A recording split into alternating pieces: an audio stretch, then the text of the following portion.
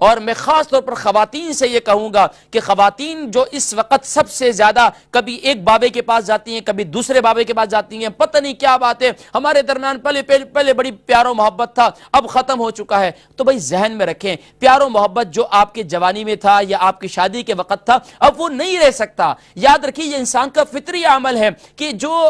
یہ اتار چڑھاؤ زندگی کے رہتا ہے۔ پہلے وہ پریشانیاں نہیں تھی جو ابھی ہیں آپ کو، پہلے آپ کے شوہر کو وہ پریشانیاں نہیں تھی، آپ کو وہ پریشانیاں نہیں تھی، تو اب زندگی کے ادوار جو ہے وہ بدل رہے ہیں، ادوار بدل رہے ہیں، طور طریقے بدل رہے ہیں، پریشانیاں بڑھ رہی ہیں، حالات۔ تو اب آپ کو سمجھنا چاہیے شوہر صاحب کو بھی کہ بیگم صاحبہ بیچاری بچوں والی ہیں، ان کے لیے ظاہری باتیں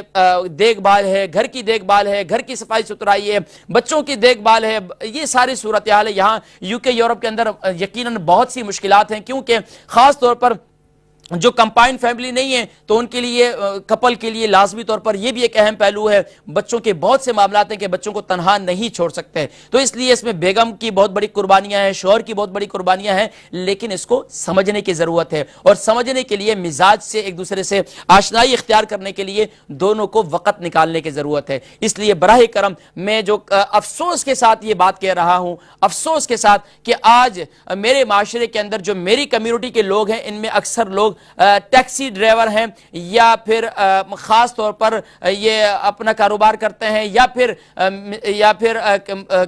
یعنی کہ یہ جو خاص طور پر ہوٹل ریسٹورنٹس وغیرہ اس میں کام کرتے ہیں، تو اس میں اتنا اپنے آپ کو وہ تھکا دیتے ہیں کہ وہ اپنے بیگم کو، اپنی زوجہ کو وقت نہیں دے پاتے، اور زوجہ جو ہے وہ اپنا سارا وقت جو ہے پھر ظاہری بات ہے وہ دل کے اندر وہ احساسات، وہ جذبات جو ہے وہ دوریاں اختیار کرتے چلے جاتے ہیں۔